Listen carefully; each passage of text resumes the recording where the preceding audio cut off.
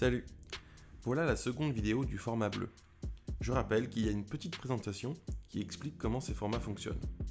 La vidéo qui suit est de niveau 1. Rentrons dans le vif du sujet. Qu'est-ce qu'un raisonnement? Un raisonnement est un type de pensée et ce qui caractérise cette pensée, c'est son mouvement. C'est une pensée qui opère un trajet bien spécifique. Elle part d'une ou de plusieurs prémices, auxquelles elle ajoute d'autres prémices, et cet enchaînement nous fait parvenir à une conclusion. Les raisonnements visent à résoudre des problèmes théoriques et pratiques. On peut dire qu'il y a plein de formes de pensée. Se souvenir, fantasmer, imaginer, rêvasser, évaluer. Le raisonnement est différent parce qu'il répond à des règles dictées par l'objectif donné. On a dit que cet objectif était une résolution, et il y a plein de types de résolutions différentes. Par exemple, je veux parier sur un match de boxe, mais impossible de me décider. Je vais tenter d'obtenir des informations. Je vais évaluer leur pertinence, les comparer, les organiser, afin d'offrir à mon regard la clarté qui lui manquait pour choisir sur qui parier. J'avais un problème qui était une indécision. Je l'ai résolu en me prouvant que j'avais des raisons de parier sur un tel. Toutes ces étapes peuvent être abordées avec plus ou moins de rigueur et de précision, et cela fera la différence entre des raisonnements plus ou moins fiables. Si vous aimez les énigmes, vous vous retrouvez face à un type de raisonnement particulier, la déduction. Aucunement besoin d'aller chercher des informations et de procéder à des estimations. Toutes les informations nécessaires sont à disposition et vous devriez être capable d'en déduire la solution. Raisonner, c'est penser consciemment en vue d'obtenir quelque chose. Une meilleure compréhension, une motivation pour agir, identifier une erreur, etc. En ce sens, raisonner, c'est enquêter. Sherlock Holmes, Miss Marple ou Hercule Poirot sont célèbres pour leur raisonnement. Face à une situation qui apparaît inextricable au lecteur, le détective arrive à faire le tri dans les informations, distinguer le vrai du faux pour démasquer le coupable. On part d'une question « Who done it ?», qui a fait le coup, et on a réussi à répondre. Miss Marple a ce talent particulier de composition de puzzle. Des éléments qui, pris séparément, ne semblaient avoir aucun sens ou intérêt particulier pour les autres, lui permettent de parvenir à reconstituer l'image, c'est-à-dire à proposer une interprétation solide. On pourrait dire ceci. Face à une situation donnée, on se trouve dans un état de croyance. Par état de croyance, je veux renvoyer à l'idée qu'on se fait de la situation, étant donné toutes nos croyances relatives à la situation. Le raisonnement va transformer notre état de croyance, soit parce qu'il va changer notre rapport aux croyances qu'on a déjà, soit parce qu'il va produire de nouvelles croyances. Cette transformation peut prendre plein de formes différentes, bien sûr. Elle peut être radicale ou infime, elle peut nous porter vers plus de certitude ou plus de doute. Les croyances, ou les hypothèses qui définissent notre état de croyance, ce sont donc ce qu'on appelle les prémices du raisonnement. C'est ce qu'on tient pour vrai ou vraisemblable. On commence par s'appuyer là-dessus. Le raisonnement suit certaines règles, et appliquer ces règles permet d'obtenir une conclusion. Nous ne vivons peut-être pas des existences de détectives privés, mais cela ne nous empêche pas pour autant de mener plein de petites enquêtes par jour. Si je me demande combien de temps un trajet en voiture va me prendre, je vais mener une enquête en allant chercher des informations sur la distance à parcourir, le type de voie routière disponible, le jour et l'heure du départ, la probabilité qu'il y ait des bouchons, etc. Si je me demande pourquoi tel collègue s'est mis en colère soudainement, cela va me pousser à produire une interprétation psychologique. C'est un raisonnement, une forme d'enquête. Si j'essaie de savoir s'il faut aller voter ou pour qui je devrais voter, je mène une enquête en confrontant des informations disponibles et mes désirs liés à la vie politique. Si je vois une flaque d'eau dans ma cuisine, je vais mener une petite enquête pour déterminer sa cause. Si je découvre que c'est lié à une fuite d'eau sous mon évier, je vais mener une nouvelle enquête pour déterminer une solution. Je vais me demander comment faire pour que ça arrête de fuir. Les exemples, comme vous le voyez, ne manquent pas. On peut donc distinguer le raisonnement théorique qui cherche à produire une connaissance et le raisonnement instrumental qui cherche à résoudre un problème pratique. On peut dire que le dernier exemple de la flaque d'eau illustre ça. D'abord une question théorique, d'où vient cette eau? Et ensuite une question pratique, comment éviter l'inondation? Dans le cas de l'inondation, on est assez vite fixé, alors prenons un autre exemple. Mettons que je me suis donné comme objectif de gagner beaucoup d'argent. La première question que je me pose pourrait être, comment réussir à gagner beaucoup d'argent? Disons que j'identifie deux moyens, A et B, de gagner beaucoup d'argent. Je peux alors me demander quel moyen choisir, ce qui peut impliquer d'autres questions plus spécifiques. Entre A et B, lequel demande le moins d'efforts? Lequel sera le plus stimulant? Lequel aura le meilleur impact sur la société? Ah, cette dernière question est intéressante parce qu'elle permet de révéler quelque chose. Dans la vie, je n'ai pas qu'un seul objectif. Donc il faut enquêter pour vérifier la compatibilité de mes objectifs. Par exemple, je veux gagner beaucoup d'argent et je désire une société moins inégalitaire. Mettons que mon investigation me conduise à découvrir que A et B supposent tous les deux de participer à une structure économique et sociale qui produit des inégalités de richesse. Je comprends alors que A et B rendent mes objectifs incompatibles. Mon enquête clarifie les enjeux de ma prise de décision. Si mon enquête n'identifie pas de moyen C qui rendrait compatibles les objectifs, il faut que je choisisse quel objectif je garde. Peut-être qu'on peut identifier un objectif qui surplombe ces objectifs. Si mon objectif ultime est d'être heureux, je peux arriver à la conclusion « je serai incapable d'oublier mes valeurs, ainsi elles m'empêcheront de profiter de ma fortune, donc au final, je ne serai pas heureux ». Il y a toujours, dans les raisonnements instrumentaux, une question cachée du type « qu'est-ce que je suis prêt à sacrifier pour obtenir X ?» Sachant que la réponse peut être simple. Je sacrifie 5 minutes de mon temps pour resserrer un boulon et réparer cette fuite d'eau. Ou très compliqué, quand il s'agit de confronter des rêves, des valeurs, des ressources limitées, etc. Jusqu'à présent, je n'ai fait que parler des prémices et de leur lien à la conclusion. Prémisse 1, je veux éviter une inondation. Prémisse 2, resserrer le boulon arrêtera la fuite. Prémisse 3, je suis prêt à faire cet effort pour éviter une inondation. Conclusion, je vais effectivement éviter l'inondation. Mais j'ai dit plutôt qu'il y avait des règles à respecter. Et en effet, tout raisonnement, qu'il soit théorique ou instrumental, moral ou immoral, répond à une norme, à une exigence qui transcende le contexte dans lequel le raisonnement s'opère. Cette norme, c'est la logique. Si je dis 1. Je veux éviter une inondation. 2. Resserrer le boulon arrêtera la fuite. 3. Je suis prêt à faire cet effort pour éviter une inondation. La conclusion « je ne vais pas resserrer le boulon » paraît un peu chelou. Un raisonnement peut être valide ou invalide. Un raisonnement valide est logiquement nécessaire, c'est-à-dire que la conclusion est inévitable. Notez bien que je n'ai pas dit raisonnement vrai ou faux. Un raisonnement peut être valide tout en produisant une conclusion fausse. Par exemple, parce que une ou plusieurs prémices sont fausses. Prier pour que l'eau s'arrête de couler suffira à réparer la fuite. Je vais prier pour réparer la fuite. Conclusion, la prière va éviter l'inondation.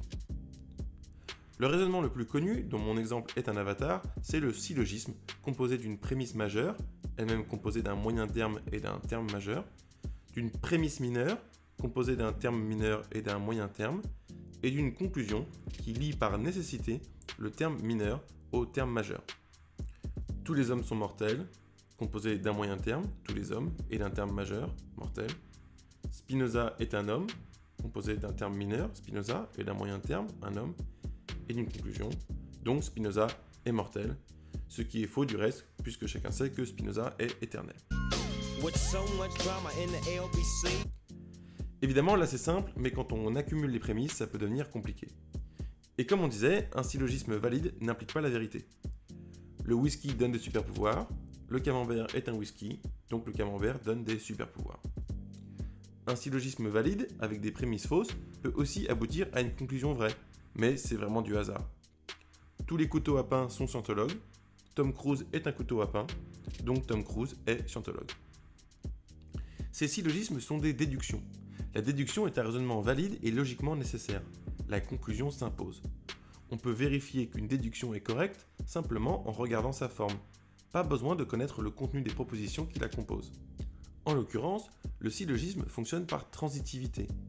Une propriété, la scientologie, est appliquée à un élément particulier, Tom Cruise, en vertu de son appartenance à un groupe, les couteaux à pain, auquel cette propriété s'applique de manière universelle. Cela renvoie au modus ponens, appelé aussi détachement ou implication. C'est une règle logique de type si A alors B. En l'occurrence, si une propriété A, être scientologue, s'applique à tous les éléments d'un ensemble, les couteaux à pain, alors tout élément B, Tom Cruise, de cet ensemble, possède la propriété A, est scientologue. En posant A, on affirme B. On retrouve le modus ponens dans les systèmes de déduction naturelle. On l'appelle alors élimination de l'implication. Mettons par exemple que l'on cherche à démontrer une propriété P et que l'on dispose d'un théorème selon lequel si Q, alors P. On va chercher à démontrer Q. Une démonstration en déduction naturelle est un arbre à preuves. Par exemple, s'il fait chaud, je transpire. Si je transpire, je pue. On peut donc déduire si A alors C. L'été arrive, il faut que j'achète du déodorant. Évidemment, là c'est simplifié à l'extrême, mais beaucoup de raisonnements théoriques impliquent de faire ce travail consciemment ou intuitivement. Le modus tenens est un raisonnement selon lequel si une proposition est vraie, alors sa proposition contraposée aussi.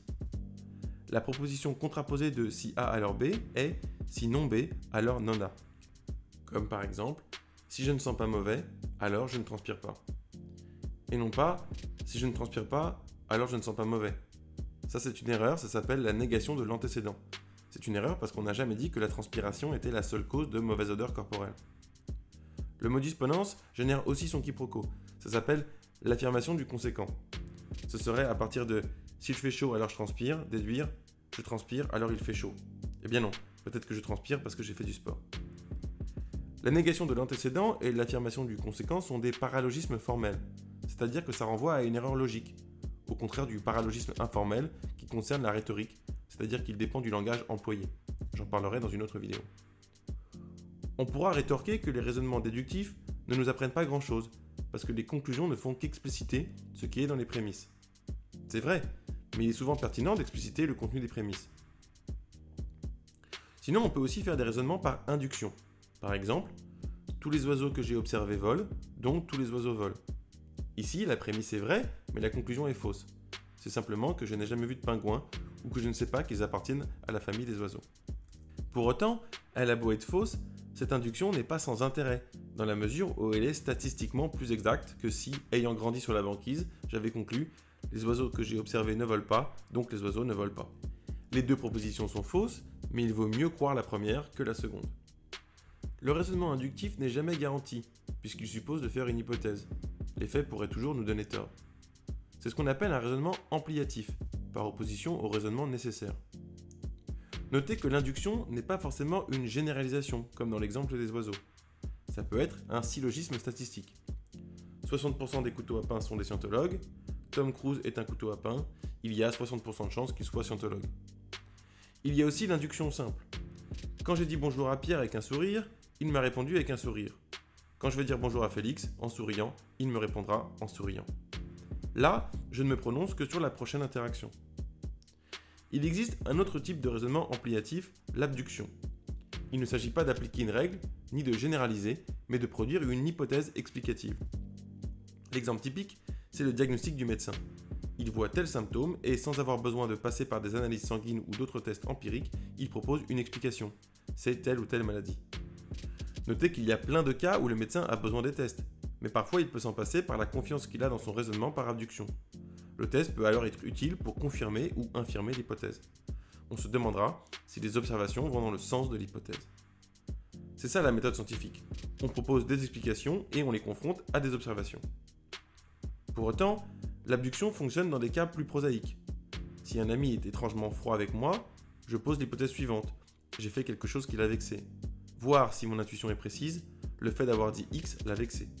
Je peux ensuite agir en fonction de cette hypothèse et par exemple lui dire « Au fait, je regrette d'avoir dit X, c'est une sorte de test, je vais voir sa réaction. » Que l'on cherche à prendre une décision, à tester une croyance, à comprendre quelque chose, on raisonne. Sans surprise, la démonstration est la version la plus pure du raisonnement. Comme on l'a vu avec la déduction, l'enchaînement des énoncés ne laisse aucune place au hasard. D'autres questions s'imposent alors à l'esprit, comme par exemple « Quelles sont les propriétés de ces énoncés sur lesquels on peut s'appuyer ? Pourquoi peut-on faire confiance au raisonnement qui structure la démonstration ? Qu'est-ce que nous apprend une démonstration ? Le raisonnement le plus pur, c'est la tautologie. Une rose est une rose. Mais évidemment, à moins d'être Gertrude Stein, on ne peut pas en faire grand-chose. Normalement, une démonstration doit démontrer quelque chose.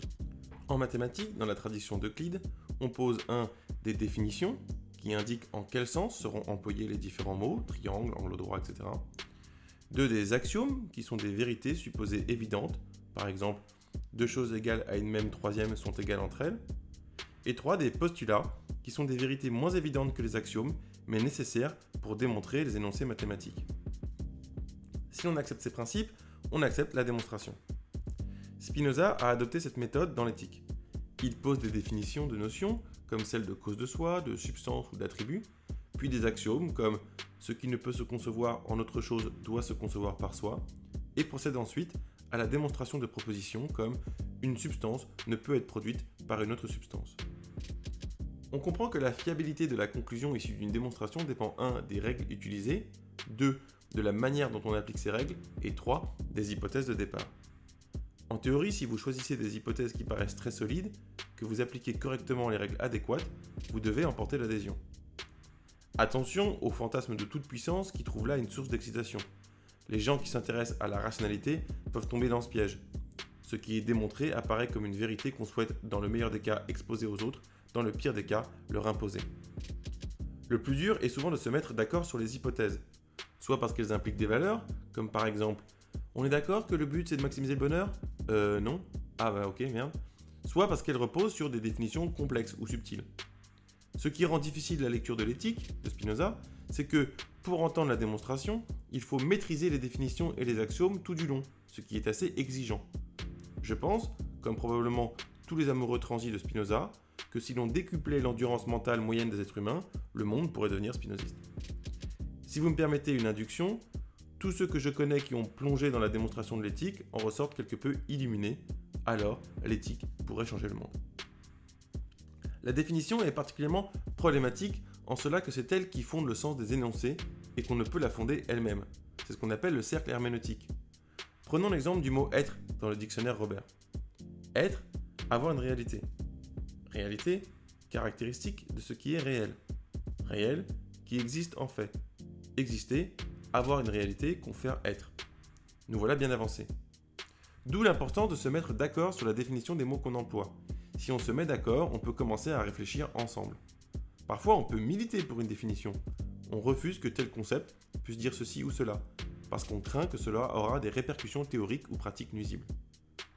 Plus on rend explicite les définitions et les étapes de la démonstration, plus on donne à l'autre la possibilité de comprendre pourquoi nous défendons telle ou telle hypothèse, et aussi, d'ailleurs, la possibilité de voir les faiblesses dans notre raisonnement qui nous auraient échappé. C'est un acte altruiste. C'est là la valeur politique du raisonnement logique.